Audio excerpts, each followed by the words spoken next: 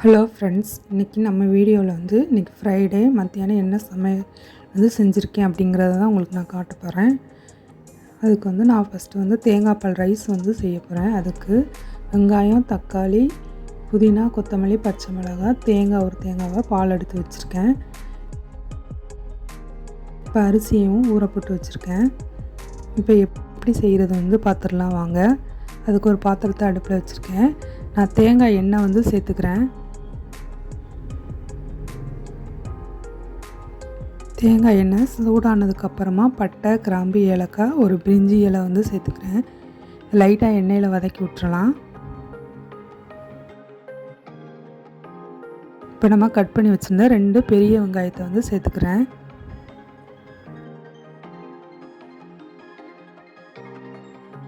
வெங்காயத்தை எண்ணெயில் வதக்கி விட்டுறலாம். வெங்காயம் நல்லா வதங்கணும். மூடி போட்டு ஒரு 5 மினிட்ஸ் வச்சிடலாம். வெங்காயம் ஓரளவுக்கு வதங்கியிருக்கு. வெங்காயம் நல்லா வதங்கிருச்சு. இது கூட நம்ம கட் பண்ணி வச்சுருந்த 2 தக்காளியை சேர்த்துக்கிறேன்.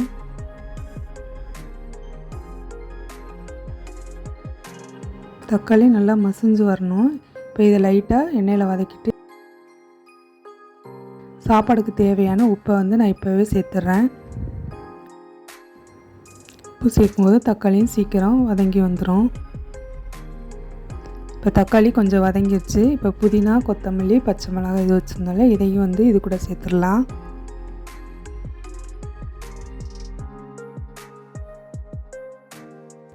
இதையும் நல்லா எண்ணெயில் வதக்கி விட்டுறலாம். இது கொஞ்சம் நேரம் வதங்கணும். அதனால் இப்போ இதை மூடி போட்டு ஒரு 5 மினிட்ஸ்க்கு வச்சிடலாம். தக்காளி நல்லா சாஃப்டாக வதங்கியிருக்கு பாருங்கள்.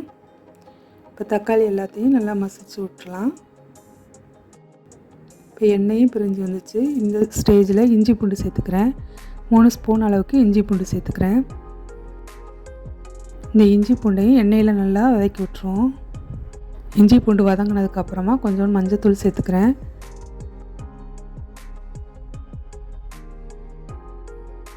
எண்ணெய் நல்லா பிரிஞ்சு வந்துச்சு. 3 டம்ளர் அரிசி எடுத்தேன். இப்போ நான் 6 டம்ளர் பால் சேர்த்துக்கிறேன்.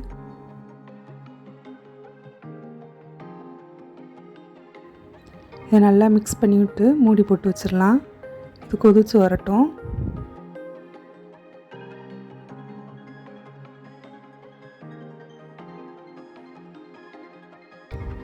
இப்போ தண்ணி கொதிச்சிருச்சு. இப்போ நம்ம ஊற போட்டு வச்சுருந்தா அரிசியை இது கூட சேர்த்துடலாம். அரிசி சேர்த்துட்டு உப்புலாம் இருக்குதான்னு செக் பண்ணிவிட்டு உப்பு பத்தலைன்னா உப்பு போட்டுக்கலாம். இப்போ இதை மூடி வச்சிடலாம். இப்போ சோறு நல்லா கொதிக்குது பாருங்கள். நெக்ஸ்ட் சிக்கன் குழம்பு செஞ்சிடலாம். நான் சிக்கன் குழம்பு செய்கிறதுக்கு எண்ணெய் சேர்த்துக்கிறேன். 2 ஸ்பூன் அளவுக்கு நல்லெண்ணெய் சேர்த்துக்கிறேன். இப்போ பட்டை, கிராம்பு, ஏலக்காய் சேர்த்துக்கிறேன். கட் பண்ணி வச்சுருந்தேன் 3 பெரிய வெங்காயத்தை சேர்த்துக்கிறேன்.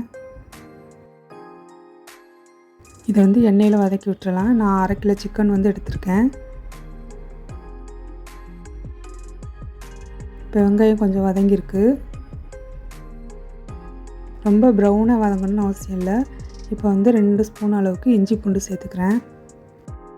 இஞ்சி பூண்டு எண்ணெயில் நல்லா பச்சை ஸ்மெல்லு போகிற வரைக்கும் வதக்கியாச்சு. இப்போ 1 ஸ்பூன் அளவுக்கு மிளகாய் தூள் சேர்த்துக்கிறேன். இதை எண்ணெயில் வதக்கிட்டு நம்ம தக்காளி, வெங்காயம், பச்சை மிளகாய், கருவேப்பிலை, கொத்தமல்லி வச்சுருந்தா அதையும் இப்போ சேர்த்துக்கிறேன். நல்லா எண்ணெயில் வதங்கட்டும். தக்காளி நல்லா சாஃப்டாக வெந்து வர வரைக்கும் நம்ம வெயிட் பண்ணலாம். இப்போ குழம்புக்கு தேவையான உப்பு சேர்த்துக்கிறேன்.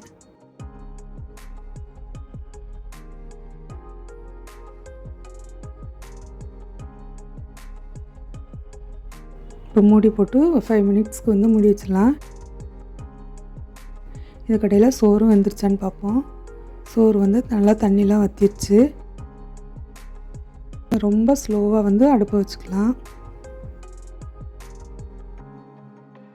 தக்காளியும் நல்லா சாஃப்டாக வெந்துருச்சு. தக்காளி எல்லாத்தையும் நல்லா மசிச்சு விட்டுக்கலாம். இப்போ நம்ம க்ளீன் பண்ணி வச்சுருந்த சிக்கன் இது கூட சேர்த்து நல்லா எண்ணெயில் வந்து வதக்கி விடணும்.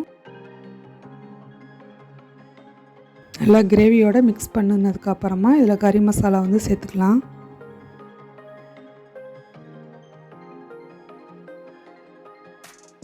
ரெண்டரை ஸ்பூன் அளவுக்கு கறி மசாலா சேர்த்துக்கிறேன். இதையும் நல்லா எண்ணெயில் வந்து வதக்கிடலாம்.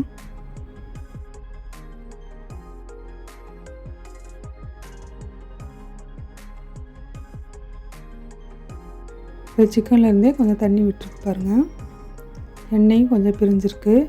இந்த ஸ்டேஜில் குழம்புக்கு தேவையான அளவு தண்ணி வந்து ஊற்றிக்கிறேன். ரொம்ப தண்ணியாக இல்லாமல் கொஞ்சம் கட்டியாக வச்சா நல்லாயிருக்கும். இப்போ சிக்கன் முங்குற அளவுக்கு நான் தண்ணி சேர்த்துக்கிறேன். தண்ணி சேர்த்து நல்லா மிக்ஸ் பண்ணி விட்டு மூடி போட்டு ஒரு 4 விசில் வந்து வேக வச்சு எடுத்துக்கிறேன்.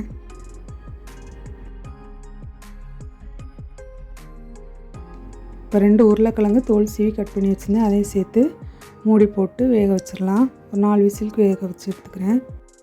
வந்து நல்லா தண்ணிலாம் வற்றிருச்சு. இப்போ வந்து அடுப்பை வந்து நல்லா ஸ்லோவாக வச்சு ஒரு 10 மினிட்ஸ் வச்சிடலாம். குக்கர்லேயும் வந்து ஆவி வந்துச்சு. விசில் போட்டு 4 விசில் வேக வச்சு எடுத்துக்கிறேன். சோறு வந்து வெந்துருச்சு. நம்ம அடுப்பு ஆஃப் பண்ணிடலாம். இப்போ குழம்பு ரெடி ஆகிடுச்சு.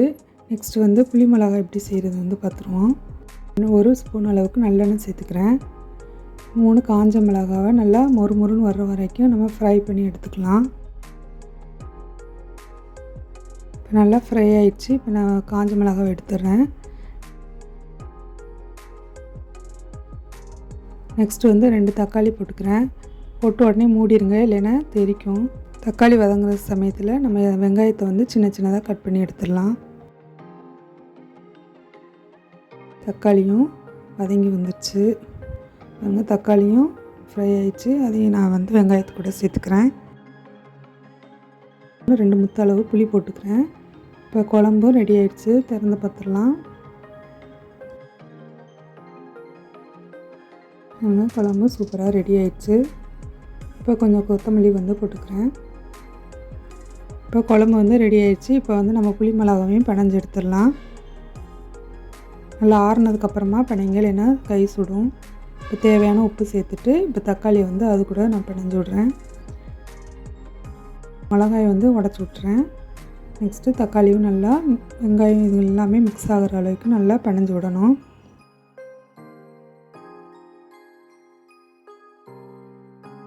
புளி மிளகாவும் பிணைஞ்சாச்சு. நீங்களும் வீட்டில் ட்ரை பண்ணி பார்த்துட்டு எப்படி வந்துச்சுங்கிறத எனக்கு கமெண்ட் மூலமாக தெரியப்படுத்துங்க. என்னோடய சேனல் உங்களுக்கு பிடிச்சிருந்துச்சுன்னா சப்ஸ்கிரைப் பண்ணுங்கள்.